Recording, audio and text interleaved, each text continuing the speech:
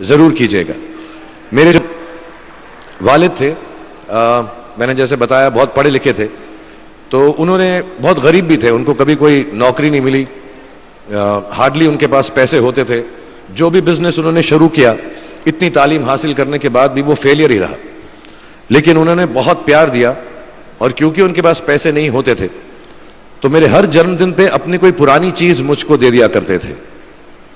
तो पहली पुरानी चीज़ जो, और बहुत बड़ा चढ़ा के उर्दू में अच्छे अच्छे अल्फाज यूज़ करके मुझे इंप्रेस करते थे कि बहुत अच्छा प्रेजेंट दिया है मुझको।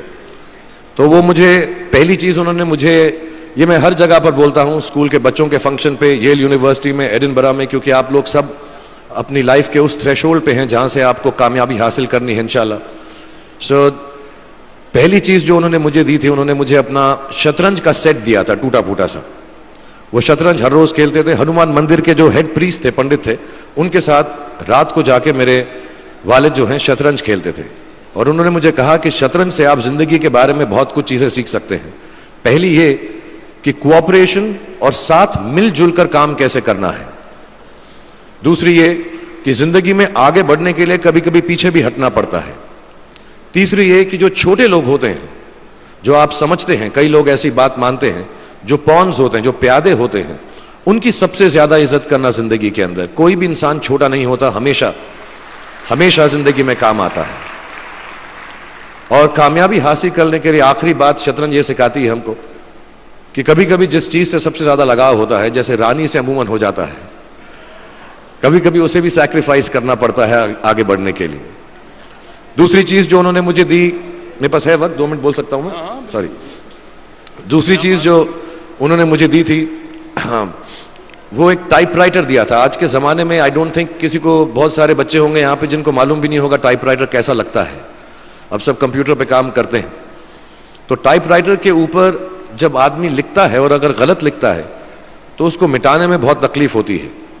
सो you have to be very diligent, बहुत ध्यान से लिखना पड़ता है, हम गलती नहीं कर सकते। और टाइपेक्स यूज़ करते थे टाइप को निकालने के लिए, कभी उंगली फंस जाती थी उसकी कीज के बीच में, मगर बहुत मेहनत से, बहुत डिलिजेंस से काम करना पड़ता था। तो जब मैं उस पर टाइपिंग सीखा स्कूल में कॉमर्स करते वक्त, so the only thing I realize is that practice makes you perfect. तो जो भी काम आप जिंदगी में करें उसको डिलिजेंस से करें, ऐसा करें कि कोई गलती ना हो, अपना पूरा दिमाग लगा कर करें, सोच समझ कर करें। ऐसे करें कि ये काम जिंदगी में आपका पहला काम है और इसके बाद आपको मौका नहीं मिलेगा, और शायद ये काम आपका जिंदगी का आखिरी काम है, इसके बाद फिर मौका नहीं मिलेगा। So do it with that kind of diligence. तीसरी चीज उन्होंने मुझे कैमरा दी थी, क्योंकि बहुत गरीब थे, वो कैमरा चलता नहीं था बिल्कुल भी, सिर्फ उसके व्यू फाइंडर से बड़ी अच्छी अच्छी तस्वीरें दिख जाती थी, लेकिन खिंचती बिल्कुल भी नहीं थी। और इससे मुझे उन्होंने सीख दी कि जो हमारी क्रिएटिविटी होती है, हम जो भी, कभी कभी हमारी हॉबी होती है, कभी कभी हमारा उससे प्यार होता है, लेकिन हम उसको अपनी नौकरी नहीं बना सकते, अपना काम नहीं बना सकते। बहुत कम लोग ऐसे फॉर्चुनेट होते हैं जैसे मैं हूं कि जो मेरी हॉबी थी, जिस चीज़ से मुझे प्यार था, कलाकारी से, एक्टिंग से, वो मेरा पेशा भी बन गया। अमूमन ऐसा होता नहीं है, लेकिन जो हमारी कला है, चाहे वो पोएट्री है, चाहे वो लिखना है, चाहे वो पेंटिंग है, चाहे जो भी चीज़, गाना है, अकेले में गाना है, हमारी क्रिएटिविटी ज़रूरी नहीं है कि दुनिया एक्सेप्ट करे। जैसे उस कैमरा की तस्वीरें दिखती नहीं हैं, लेकिन उसमें देखने से खूबसूरत लगता है हर कुछ, वैसे ही आपकी जो क्रिएटिविटी है वो अपने लिए रखें, क्योंकि जिंदगी में कभी ना कभी, कहीं ना कभी ऐसा मुकाम आएगा जब आप बहुत अकेला फील करेंगे। हो सकता है दुख का समय भी आए, उस वक्त आपकी जो क्रिएटिविटी है वो आपकी सबसे अच्छी दोस्त होगी, दुनिया उसको माने या ना माने। मैं बहुत खराब पोएट्री करता हूं, लेकिन जब भी दुखी होता हूं तो लिख लेता हूं। सराफ साहब से मैं अब सीखना भी चाहता हूं। मैं रेखता पे जाऊंगा, मुझे लगता है ये कमाल की साइट है, थोड़ी मैं शायरी वगैरह सीखूंगा। मेरी शायरी बहुत खराब है कि हमने तुम्हारी याद में रो रो के टब भर दिए, वो आए और नहा कर चल दिए, इस लेवल की पोएट्री है। लेकिन जब दुख होता है, ये भी बैठकर जब लिखता हूं तो बहुत दिल को शांति मिलती है। आखिरी चीज मेरे वालिद जी ने मुझे दी थी, वो दोनों मिक्स है, मैं जल्दी खत्म करता हूं क्योंकि आप लोगों के पास वक्त नहीं है, आप लोगों को अपनी डिग्रीज लेनी है, सोच रहे होंगे इतना वक्त जाया कर रहा है हमारा ये। तो मैं जल्दी से बताता हूं। एक, उन्होंने मुझे कहा एक सेंस ऑफ ह्यूमर हमेशा रखना जिंदगी में। हंसते हमेशा रहना, एक चाइल्ड लाइक इनोसेंस जरूर रखना। जैसे एक छोटे बच्चे की जो एक इनोसेंस होती है, जो उसका दुनिया की तरफ जो नजरिया होता है बड़ा इनोसेंट सा होता है, उसमें कोई खामी नहीं होती, गलती नहीं होती, अभी दुनियावी बातें नहीं आई होती, तो वैसे ही रखना। कई बार बचपन में मैंने जब बदतमीजी की या कोई गलत काम किया तो उन्होंने सेंस ऑफ ह्यूमर से मुझे बचाया।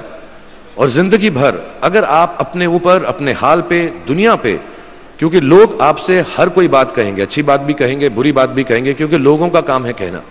अगर आप उसको एक सेंस ऑफ ह्यूमर से देख सकेंगे तो जिंदगी जो है बहुत बेहतर रहेगी।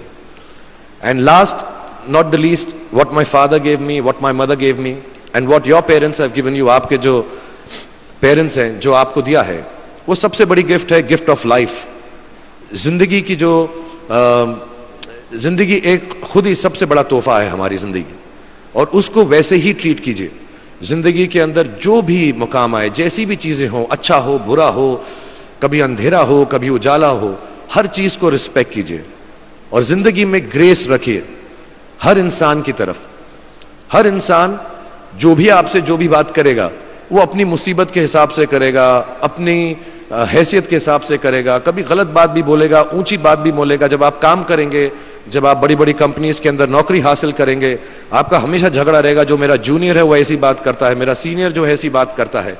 लेकिन सब जो हैं जिंदगी से जूझ रहे हैं, इस जिंदगी में कुछ बनने की कोशिश कर रहे हैं। सो वो ग्रेस जो है, वो लीवे जो है, हर किसी को दीजिएगा जो आपके साथी हैं, जो आपके साथ साथ काम कर रहे हैं, जो आपका साथ काम नहीं भी कर रहे और जो आपका साथ नहीं भी दे रहे। ग्रेस से बड़ी चीज आप जिंदगी को वापस नहीं लौटा सकते। ये 4-5 चीजें याद रखिएगा। याद रखिएगा, नहीं रहे तो कोई बात नहीं।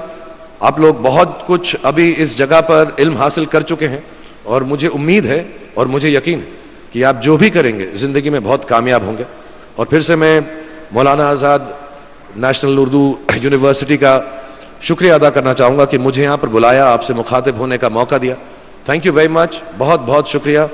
और आप, मुझे मालूम है कुछ टीचर्स जो होंगे यहाँ पर बैठे होंगे जो आपके फेवरेट नहीं भी हैं, जो बहुत स्ट्रिक्ट होंगे, डांटते भी होंगे आपको, उनको सबसे ज़्यादा याद रखिएगा जब आप इस यूनिवर्सिटी से बाहर जाएंगे, क्योंकि जो सबसे ज़्यादा टीचर आपसे स्ट्रिक्ट थे वो एक्चुअली सबसे ज़्यादा आपसे प्यार करते थे।